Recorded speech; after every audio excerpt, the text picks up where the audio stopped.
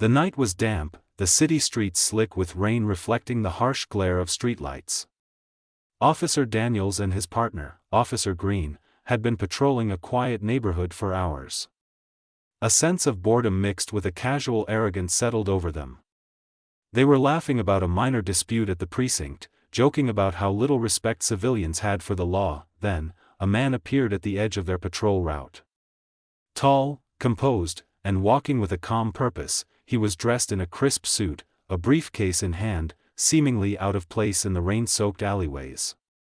Daniels leaned out of the patrol car, pointing, and whispered something to Green, who smirked. "Looks like he's up to no good," Daniels said, chuckling. Green laughed, the sound echoing in the empty street. Without warning, they approached him, flashing badges and barking orders that felt more like mockery than authority.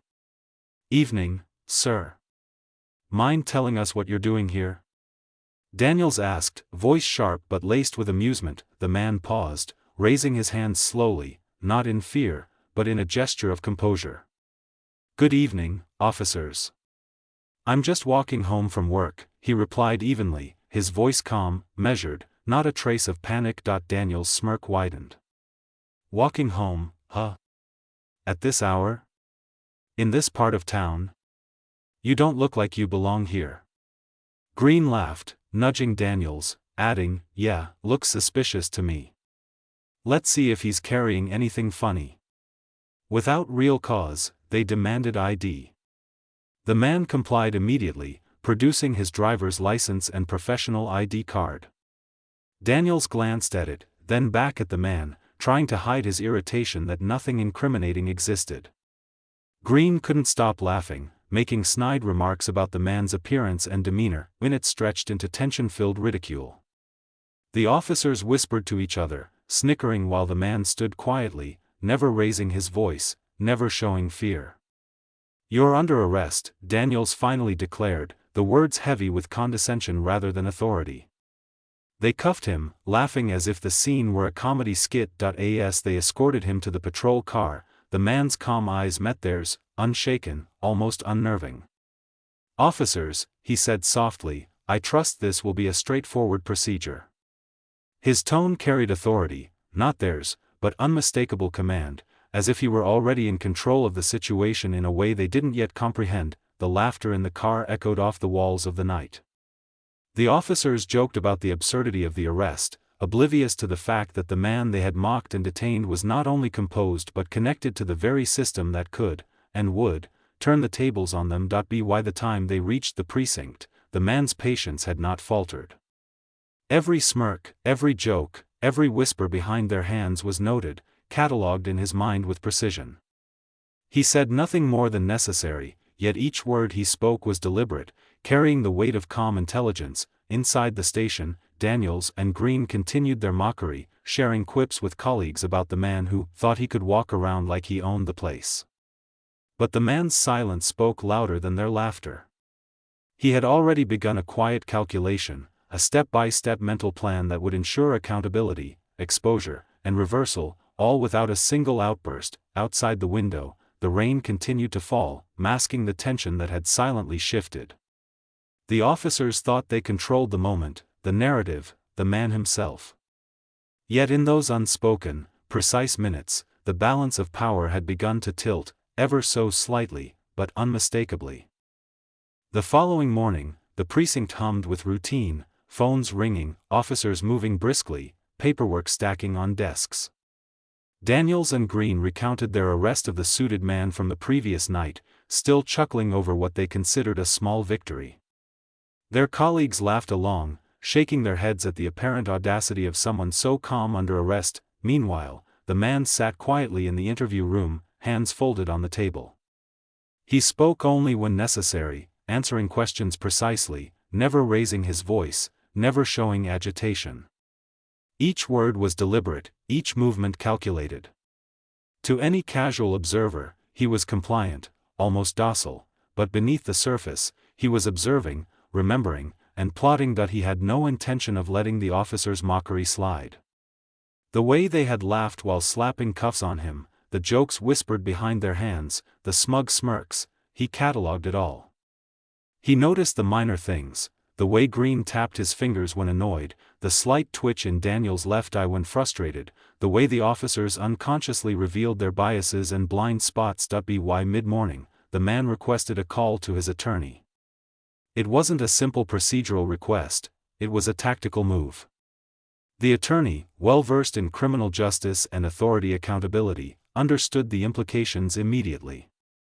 The man had been meticulous in documenting the night, timestamps of every interaction, descriptions of the officer's conduct, even recordings from bystanders' phones he had secured discreetly before entering the precinct. Word of the arrest spread quickly through internal channels.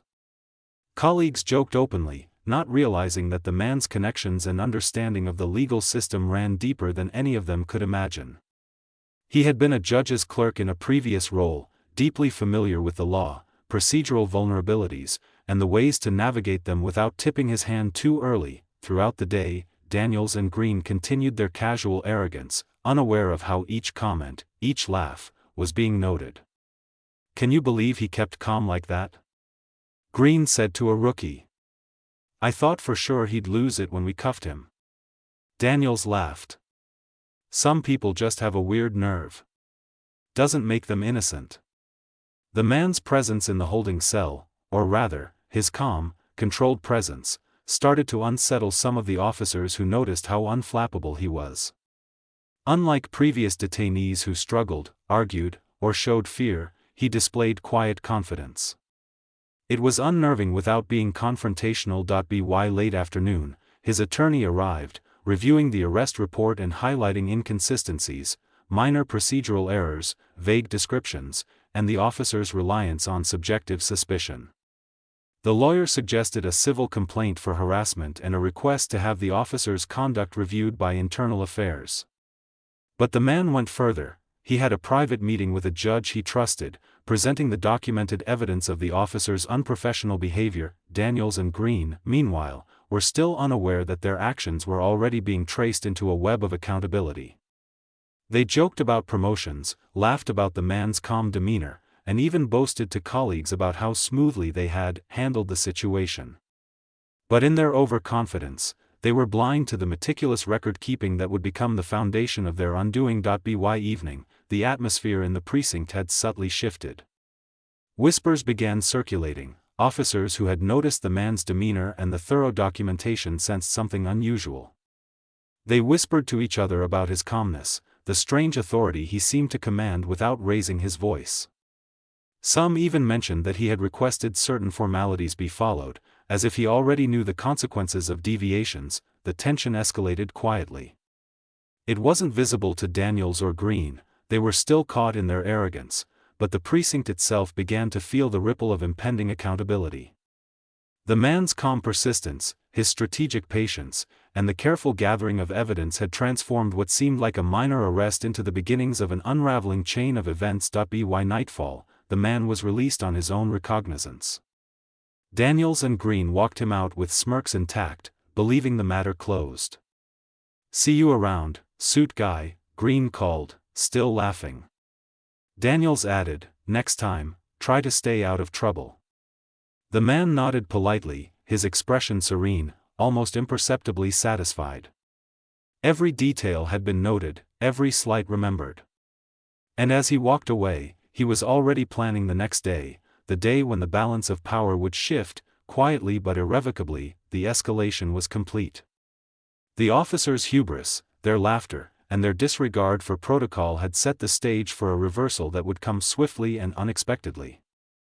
All that remained was the calculated moment, the reveal that would transform mockery into accountability, and laughter into realization. The next morning, Daniels and Green arrived at the precinct with the same casual confidence that had defined their behavior the previous night. They strode through the hallways, badges glinting under the fluorescent lights, exchanging sarcastic comments about that calm guy they had arrested.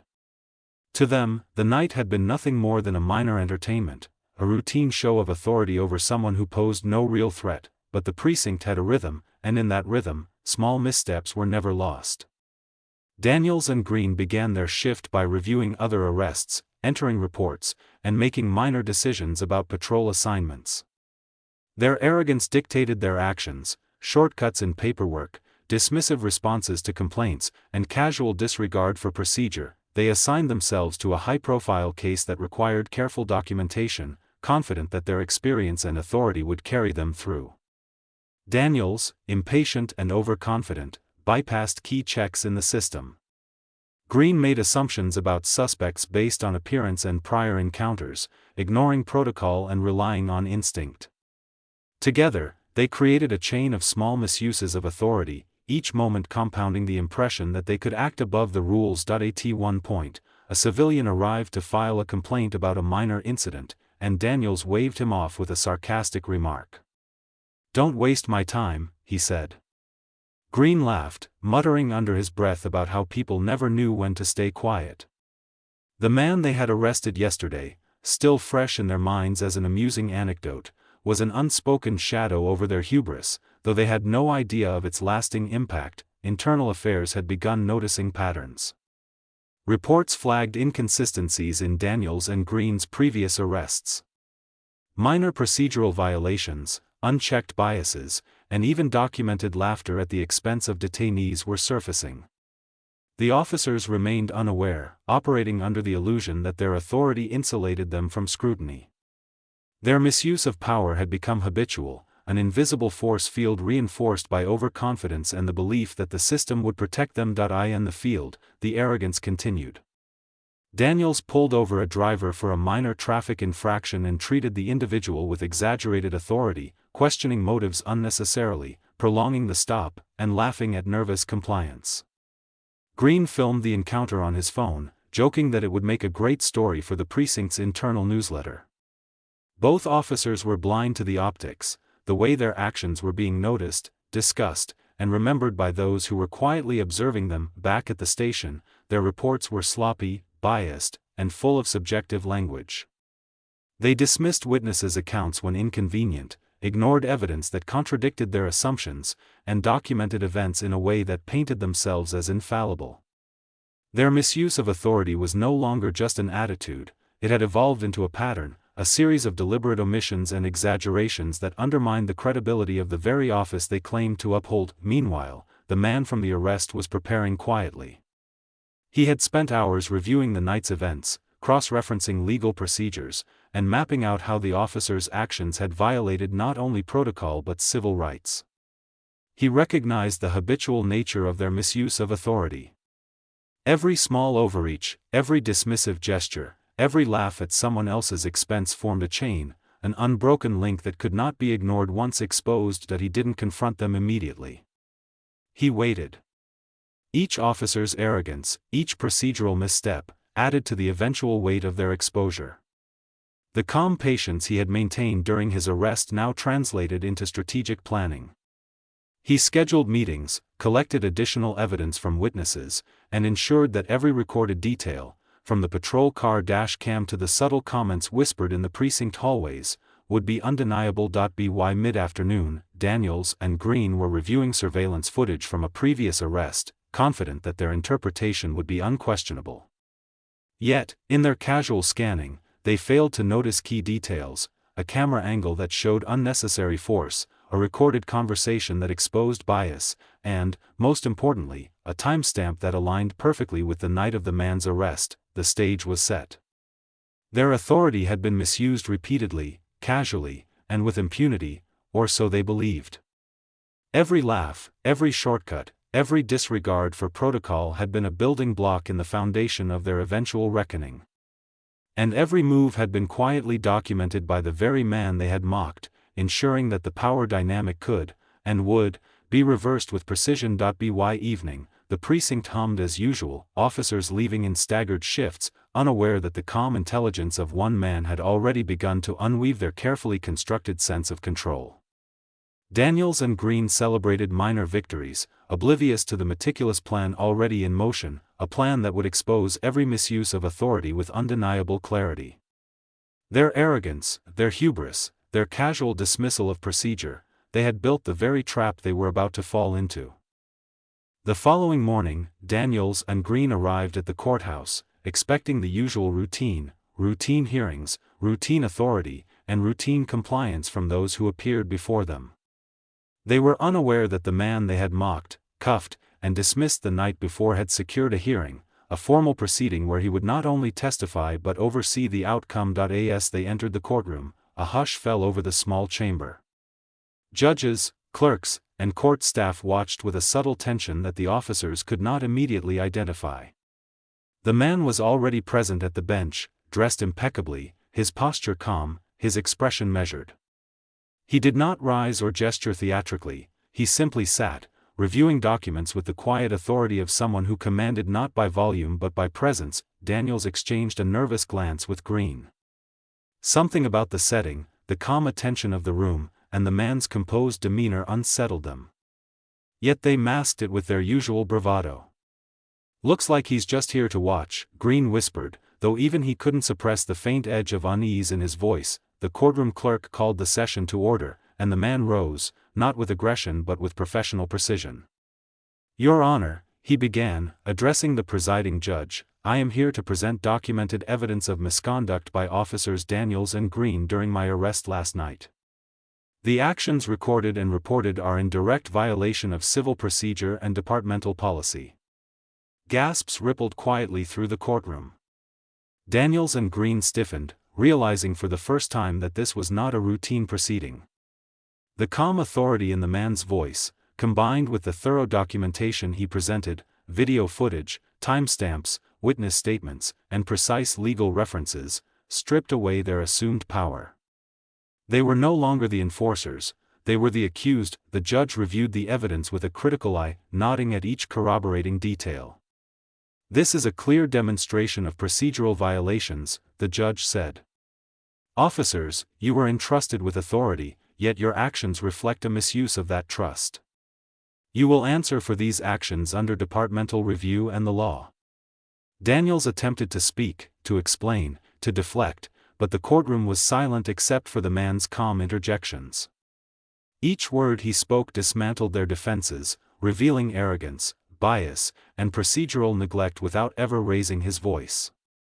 Every laugh, every dismissive gesture from the previous night was cited, each one tied to policy violations. Green's confidence faltered visibly. He glanced at Daniels, whose own composure was cracking. They realized the truth: the man they had mocked, the detainee they assumed powerless, had transformed the scenario into a formal, undeniable exposure of their misconduct. The courtroom was no longer a place they controlled, it was a stage where their authority was reversed. Quietly but completely, the clerk presented the video evidence, and the footage played on the courtroom monitors. Every smirk, every whispered joke, every unnecessary physical gesture during the arrest was visible in stark clarity. There was no ambiguity. The officers were seen exactly as they had been, overconfident, dismissive, and in violation of every procedure they were sworn to uphold. The man concluded, his voice steady, calm, unyielding. Accountability is not optional. Misuse of authority, even in small measures, has consequences. Departmental policy, civil law, and ethical standards must be upheld. No officer is above this responsibility. Daniels and Green were silent, the room heavy with the weight of exposure. They had expected compliance, perhaps a complaint dismissed, maybe a small reprimand, but never this. The power dynamic had shifted without confrontation, without aggression. It was an authority reversal executed with precision, patience, and undeniable legality. The judge made the ruling: immediate suspension pending full review, mandatory retraining, and a formal investigation into misconduct. Daniels and Green were escorted quietly from the courtroom, stripped of the smug confidence that had carried them for so long. Their power, which they had wielded carelessly, had been returned to the man who had once stood quietly under their cuffs and laughter. Outside the courthouse, whispers followed them. Colleagues who had once laughed now watched in stunned silence, realizing that the man's calm intelligence and strategic patience had dismantled not just the officer's authority but the very facade of invulnerability they had maintained. The reversal was complete, and the implications for the precinct, and for anyone who thought power allowed immunity, were undeniable. The suspension notice hit Daniels and Green like a cold wave. By mid-morning, word had spread through the precinct. Officers whispered in hallways, some with surprise, some with quiet satisfaction. Social media posts, carefully curated by the man and his attorney, began circulating, not in a sensationalized way, but with precise evidence of procedural violations and officer misconduct. The video clips, timestamps, and documented behavior created a clear, irrefutable record of the arrest. Daniels tried to defend himself in private conversations, claiming the officers had only been doing their job. Green muttered about overreactions, about civilians who were too sensitive. Yet, each defense only highlighted their lack of awareness. Every discussion, every justification, reinforced the evidence of arrogance and misuse of authority. Their colleagues were already noticing the pattern, how Daniels had short-circuited reports, ignored protocols, and joked about arrests for personal amusement. Within hours, Internal Affairs opened a formal investigation. Daniels and Green were required to submit detailed accounts of their past arrests, to review bodycam footage, and to explain deviations from standard operating procedures. Every misstep, minor or major, was being scrutinized. The man's calm diligence had not only caught them in this single incident but created a framework to reveal a pattern of misconduct. Meanwhile, the man's attorney arranged interviews with other civilians who had encountered Daniels and Green in prior arrests. Their statements were consistent: arrogance, dismissiveness, unnecessary use of authority, and casual disrespect. The officers had unknowingly built a record that now bore consequences beyond the original incident. As the investigation progressed, Daniels and Green's reputations began to unravel. Colleagues who had once deferred to them now whispered about their arrogance, their unprofessionalism, and the precise way the man had dismantled their authority. Each meeting, each discussion, each acknowledgement from higher-ranking officials reinforced the reality: they were accountable, and their past behavior had consequences that could not be ignored. The man did not stop with Internal Affairs.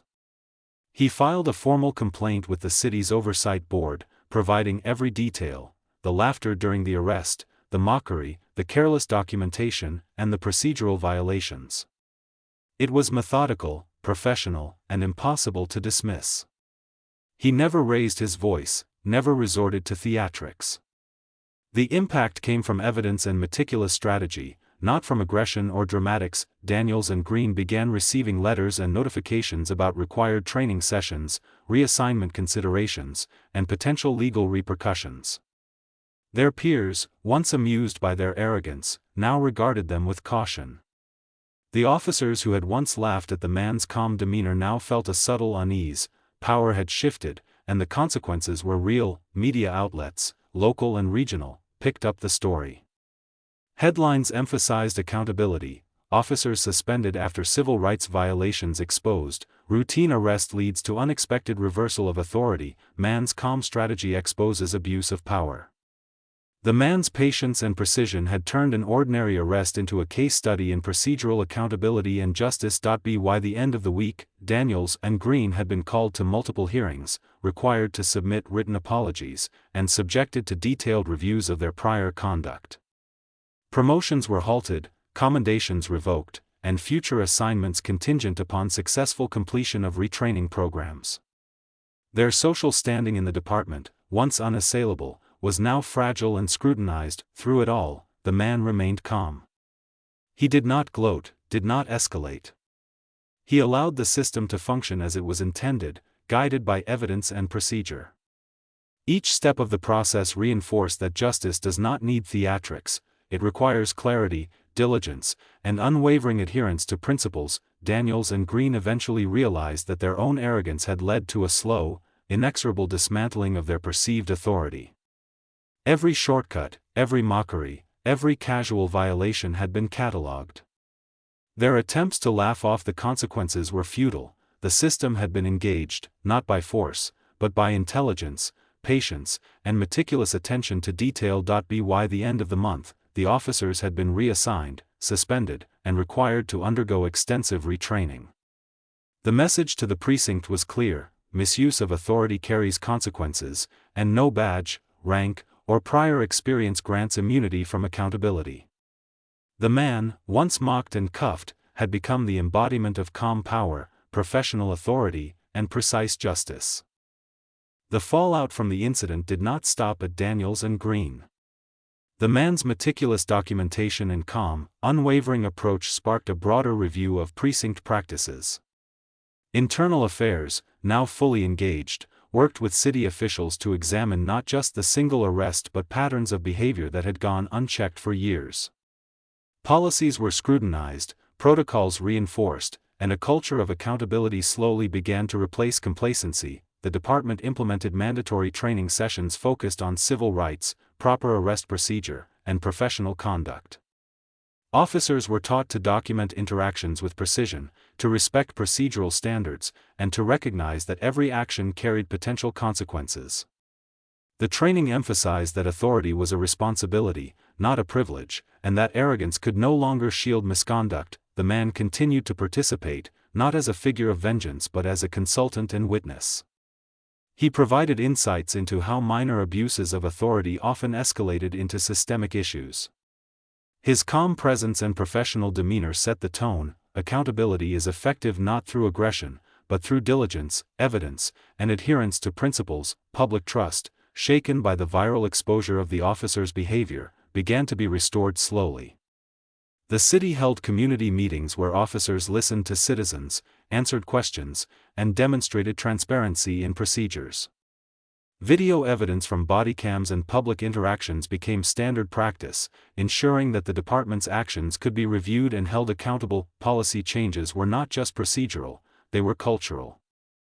Officers learned to approach situations with measured authority, understanding that respect, calm intelligence, and professional conduct were as important as enforcement. The precinct adopted a system for reporting misconduct anonymously, creating a safeguard against the casual arrogance that had defined Daniels and Green's actions. The man's strategic patience had created ripples that went beyond individual consequences. By exposing abuse of authority in a controlled, methodical manner, he demonstrated the power of the system when wielded intelligently.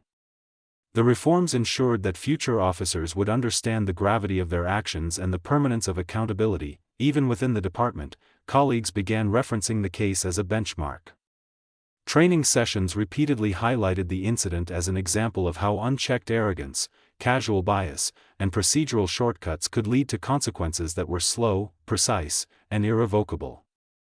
Daniels and Green, once laughing in mockery, became cautionary figures, their story a permanent reminder that authority carries inherent responsibility. The man's role in the reforms was understated but impactful.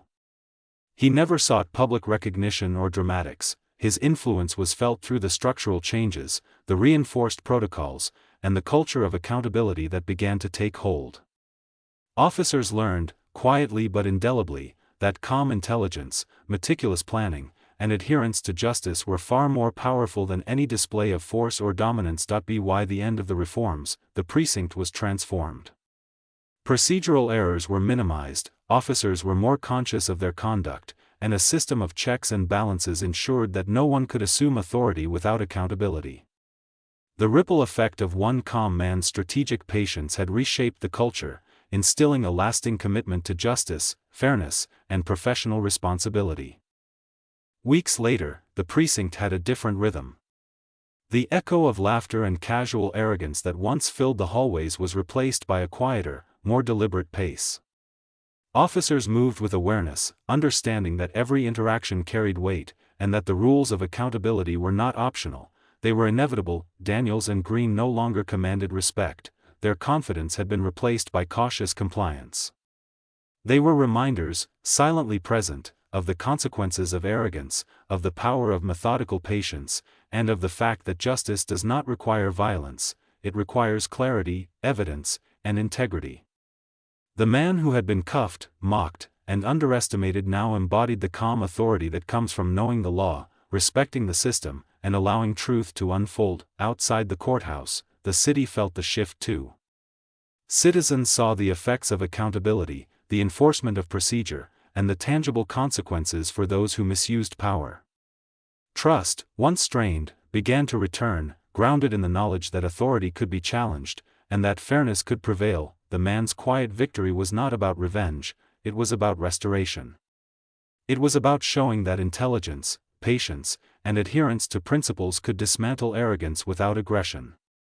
His calm persistence ensured that systems worked as they were designed to, exposing misconduct and creating lasting reform. For viewers listening, for citizens observing, the lesson is clear: injustice thrives in complacency, but it can be dismantled with diligence, strategy, and integrity. Power carries responsibility, and authority is only legitimate when exercised with respect, fairness, and accountability. Witnessing this process reminds us that we are all guardians of justice, and even the smallest acts of courage and persistence can ripple into meaningful change. In a world where arrogance can masquerade as authority, this story is a testament. Methodical patience, calm intelligence, and unwavering adherence to principle are far more powerful than force or intimidation. Justice is not immediate, it is earned, revealed, and sustained through deliberate, careful action.